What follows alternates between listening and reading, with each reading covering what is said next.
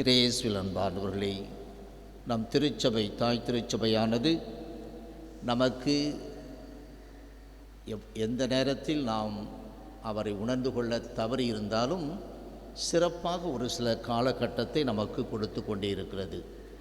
திருவருகை காலம் என்று ஒரு காலத்தை நிர்ணயித்து, இந்த காலத்திலே அந்த ஆண்டவரின் வருகை, முதல் வருகை, இரண்டாம் வருகை, இதை இரண்டையுமே நன்றாக புரிந்து கொள்ள வேண்டும் என்ற உணர்தலுக்காகத்தான் அந்த திருவருகை காலம் கொடுக்கப்படுகிறது.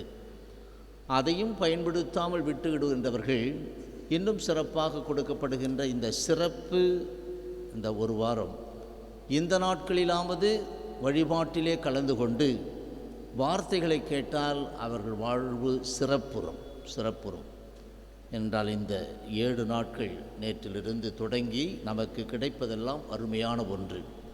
நேற்றைய தினம் நமக்கு இந்த ஆண்டவருடைய இயேசுனுடைய தலைமுறை அட்டவணையானது ஆபிரகாமில் தொடங்கி, ஏனென்றால் முதுபெரும் தலைவர்கள் ஆபிரகாம், ஈசாக், யாக்கோபு. எனவே அதிலிருந்து தொடங்கி அந்த தலைமுறை அட்டவணை நமக்கு கொடுக்கப்பட்டு அது எங்கே முடிவடைகிறது?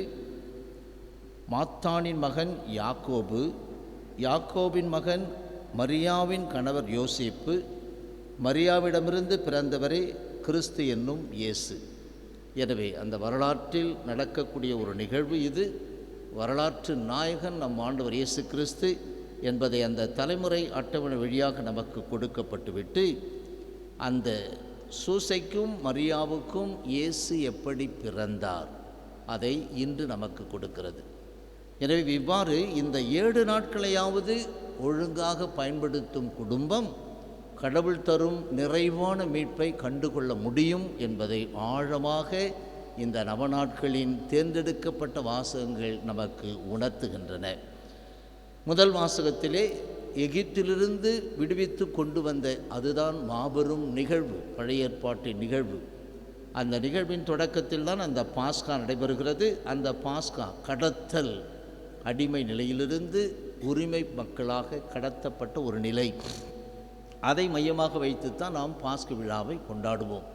எனவே அவ்வாறு விடுவித்த அந்த கடவுள் மேல் ஆணை என்பதை விடுத்துவிட்டு இனிமேல் என்ன சொல்லுவார்கள்? அனைவரும் இஸ்ரேல் குடும்ப மரபினர் தங்கள் சொந்த நாட்டில் வாழும்படி. சொந்த நாடு இந்த இடத்தில் புரிந்து கொள்ள வேண்டும். நமது சொந்த நாடு என்பது இந்த உலகம் கிடையாது. நமது சொந்த நாடு விண்ணகம். எனவே அந்த சொந்த நாட்டில் வாழும்படி அவர்களை வடக்கு நாட்டிலிருந்தும் அவர்கள் துரத்தியடிக்கப்பட்டிருந்த அனைத்து நாடுகளிலிருந்தும் அழைத்து வந்த வாழும் கடவுள் மேல் ஆணை. இதுதான் கடவுளுடைய திருவுளம். எல்லா மக்களையும் நான் ஒன்று சேர்த்து, இயேசுவின் வழியாக ஒன்று சேர்த்து அவர்களை விண்ணகத்தில் சேர்த்து கொள்ள வேண்டும். நான் சொன்னேன், இந்த நவநாட்களிலாவது கிறிஸ்தவர்கள் திருப்பலிக்கு வந்து கலந்து கொண்டால் குடும்பங்கள் சீர்படும். அதற்கு காரணம் இன்றைய அந்த நான் சொன்னேனே, இந்த ஆண்டோர் மேல் ஆணை என்று சொல்லப்பட்ட இடத்திலே இஸ்ரேல் குடும்ப மரபினர் தங்கள் சொந்த நாட்டில் வாழும்படி அவர்களை வடக்கு நாட்டிலிருந்தும் அவர்கள் துரத்தி அடிக்கப்பட்டிருந்த அனைத்து நாடுகளிலிருந்தும் துரத்தி அடிக்கப்பட்ட ஒரு நிலை. இதை கிறிஸ்தவர்கள் அனைவரும் இன்று உணர்ந்து கொண்டால் நல்லது. கடவுளின் சன்னிதானத்தில் கணவன் மனைவி என்று இணைக்கப்பட்ட குடும்பங்கள் இணைந்தே வாழ்ந்து கொண்டிருந்தால் இறைவனின் மாபெரும் கிருபை. கணவனோ மனைவியோ வேறு இடங்களில் இருந்து கொண்டாலும் அந்த உறவின் உறுதிப்பாட்டிலே வாழ்ந்து கொண்டிருக்கின்ற குடும்பங்கள் ஏராளம். அவையெல்லாம் ஆசீர்வதிக்கப்பட்ட குடும்பம். ஆனால் அப்படி இல்லாமல் கணவனை துரத்திய அவலநிலை, மனைவியை துரத்தினிய அவலநிலை, இதுவெல்லாம் இருந்து கொண்டு தான் இருக்கிறது. எனவே இந்த கணவனும் மனைவியும் பிரிந்திருக்கின்ற நிலத்திலே கைவிடப்பட்ட குழந்தைகளாக, அன்பை சுவைக்காத குழந்தைகளாக எத்தனை பேர் அலைமோதி கொண்டிருக்கின்றார்கள், அலைந்து கொண்டிருக்கின்றார்கள், அன்புக்காக ஏங்கி தவித்து கொண்டிருக்கின்றார்கள்.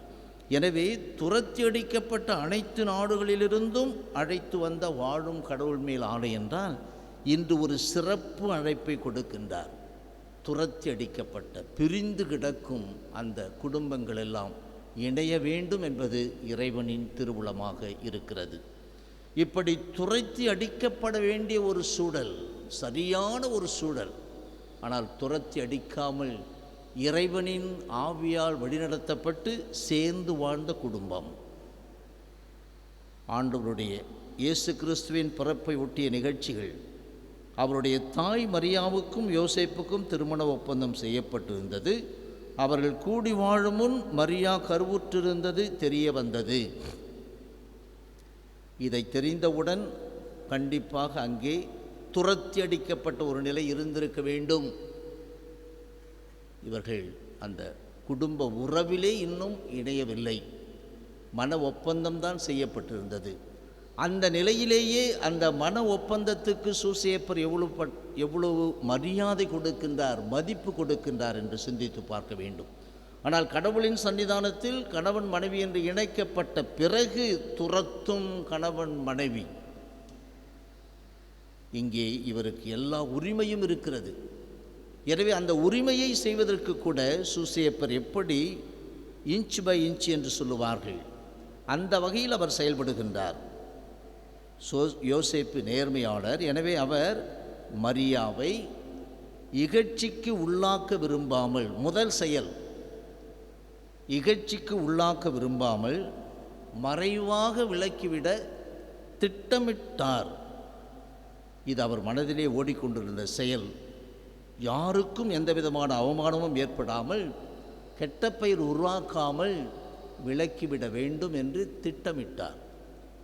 அவர் இவ்வாறு சிந்தித்து கொண்டிருக்கின்ற போது சிந்தனை இல்லாத செயல் சீராக அமையாது.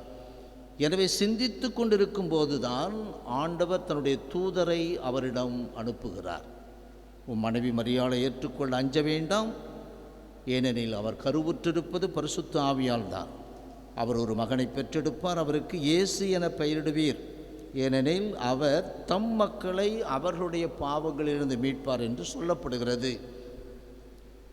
யோசேப்பு தூக்கத்திலிருந்து விழித்தெழுந்து ஆண்டவர் தூதர் தமக்கு பணித்தவாறு தம் மனைவியை ஏற்றுக்கொண்டார். எனவே இதுதான்.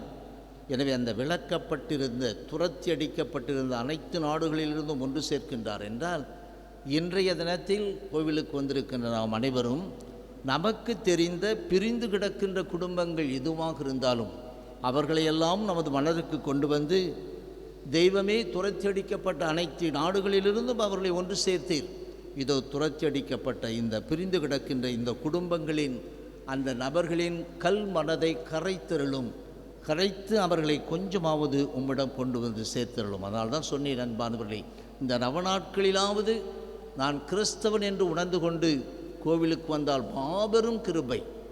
கோவிலுக்கு வர முடியாத சூழ்நிலையில் வாடுகின்ற போது இறை வார்த்தையை வாசித்து சிந்தித்தார், அதுவும் ஒரு கிருபையாக அமையும். அல்லது இதோ தொலைக்காட்சியின் வழியாக சென்று கொண்டிருக்கின்ற இந்த திருப்பலியை காணுகின்றவர்கள் இந்த வார்த்தையால் தொடப்பட்டு அவர்கள் கல்மனம் கரைகிறது என்றால் அதுவும் கடவுளுடைய கிருபை. எனவே என்பார்ந்தவர்களே, எப்படிப்பட்ட சூழலில் சூசையப்பர் நடந்து கொண்டார்? அவர் ஓர் நேர்மையாளர். எப்படிப்பட்ட சூழலில் ஒரு பிரிவு நடந்தது என்பதை சிந்தித்து பார்க்க வேண்டும். அந்த சூழ்நிலை தான் முக்கியம். அந்த சூழ்நிலையில் என் விருப்பத்திற்கு நான் கட்டுப்படுகின்றேனா அல்லது இறை விருப்பத்திற்கு நான் கட்டுப்படுகின்றேனா? அதை வைத்துத்தான் குடும்பங்கள் தழைக்கும் என்று பிரஸ்நேகத்தோடு இவர்களுக்காக ஜெபிப்போம். ஆமென்.